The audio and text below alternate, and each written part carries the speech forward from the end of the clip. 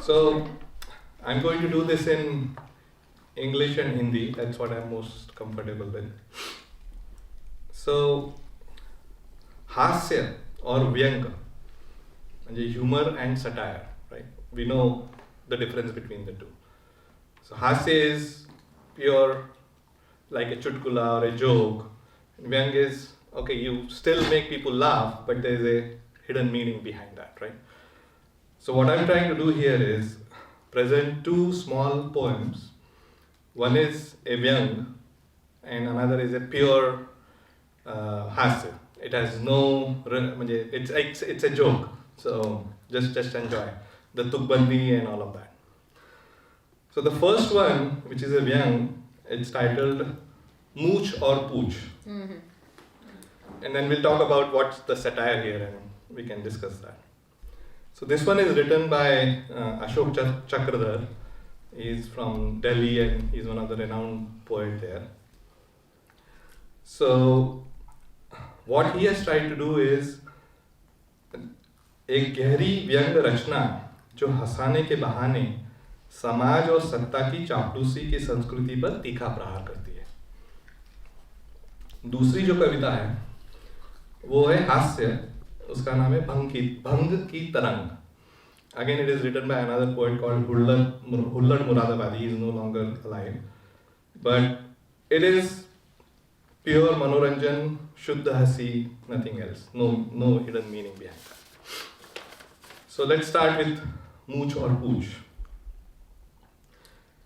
एक के पास मूछ थी, एक के पास पूछ थी.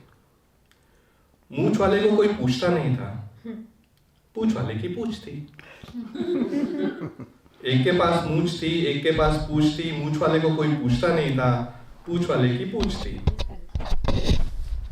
मूछ वाले के पास तनी हुई मूछ का सवाल था, पूछ वाले के पास झुकी हुई पूछ का जवाब था.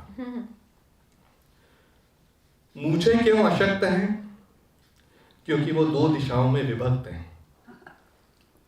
पूछ सशक्त है क्योंकि वो एक ही दिशा में लिप्त है. एक झुकी हुई मूछ वाले ने एक झुकी हुई पूछ वाले से पूछा, यार जिंदगी में उठ नहीं पा रहा हूं. पूछ वाला बोला, बिल्कुल नहीं उठ पाओगे और कारण 1 मिनट में समझ जाओगे, बताता हूं. तुम बिना हाथ लगाए अपनी मूछ उठाकर दिखाओ, मैं अपनी पूछ उठाकर दिखाता हूं. तो आज के जमाने में जो उठ सकता है, आज के जमाने में जो उठा सकता है वही उठ सकता है. इसलिए मूछ वालों की नहीं पूछ वालों की सत्ता है, मूछ वालों की नहीं पूछ वालों की सत्ता है. So you understand the context right here. The mooch person is a man of principle who is always torn between the right and the wrong, right? So that's why like the reference to two directions.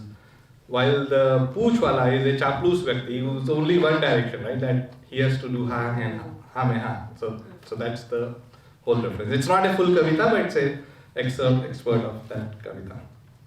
So the second one, again, it's a pure hasya kavita. It doesn't have any meaning. It's a joke. It's called Bhang ki Tarang. भंग की तरंग में 3 आदमी बात कर रहे थे. पहले ने बोला, लल्लू ने कल्लू का हाथ तोड़ दिया, मैंने मंत्र पढ़ा जोड़ दिया. दूसरा बोला, इसमें क्या खास बात है भाई, कल रामू ने शामू की टांग तोड़ दी, मैंने बिना मंत्र पढ़े जोड़ दी. इतने में तीसरे ने जबान हिलाई, क्या बच्चों ऐसी बातें करते हो भाई, कल का किस्सा सुनाता हूँ, आपको देखी बताता हूँ. दिल्ली के स्टेशन पे क्रॉसिंग हो रही थी, ट्रेनें आ रही थी जा रही थी. इतने में गार्ड साहब ने देखा एक भैंस लाइनों में फंसी पड़ी है, समस्या बहुत बड़ी है. भैंस को बचाने गए, भैंस तो कटी, गार्ड साहब भी कट गए. देखने वालों का तो रंग ही उड़ गया, गार्ड साहब के ऊपर का हिस्सा और भैंस के पीछे का हिस्सा अपने आप जुड़ गया.